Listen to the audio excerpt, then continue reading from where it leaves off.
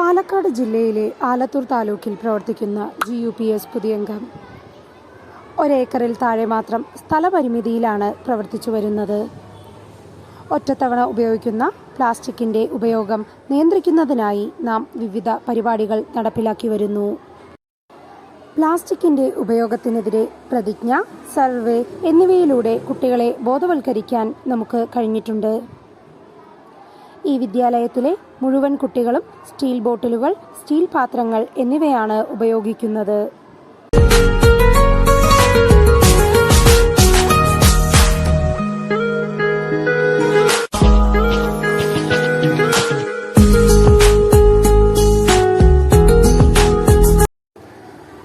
പിറന്നാൾ ദിനങ്ങളിൽ പ്ലാസ്റ്റിക് കവറിൽ പൊതിഞ്ഞ മിഠായികൾ വർഷങ്ങൾക്ക് മുൻപേ നാം വിദ്യാലയത്തിൽ നിരോധിച്ചിരുന്നു. വിദ്യാലയത്തിൽ നടക്കുന്ന എല്ലാ പരിപാടികളിലും ഒറ്റത്തവണ ഉപയോഗിക്കുന്ന പ്ലാസ്റ്റിക് പാത്രങ്ങളും പേപ്പർ ഗ്ലാസുകളും ഒഴിവാക്കിയിട്ടുണ്ട്.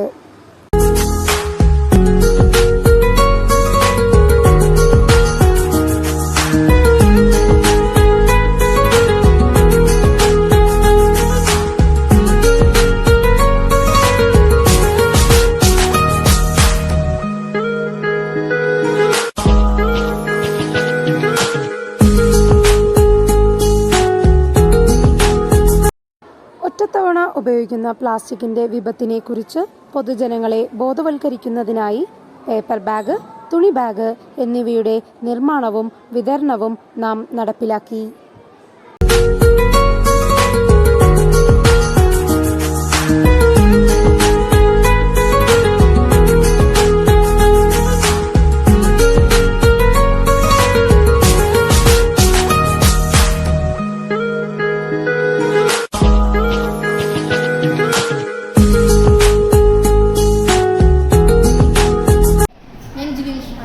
പുതിയംഗം ഗവൺമെൻറ് UP സ്കൂളിലെ 7ാം ക്ലാസ് വിദ്യാർത്ഥിയാണ്.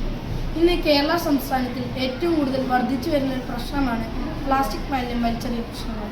ഇതിനെതിരെ കേരള സംസ്ഥാനം എല്ലാ വിദ്യാലയങ്ങളിലും നടപ്പാക്കുന്ന ഒരു പദ്ധതിയാണ് ഹരിത കേരള മിഷൻ.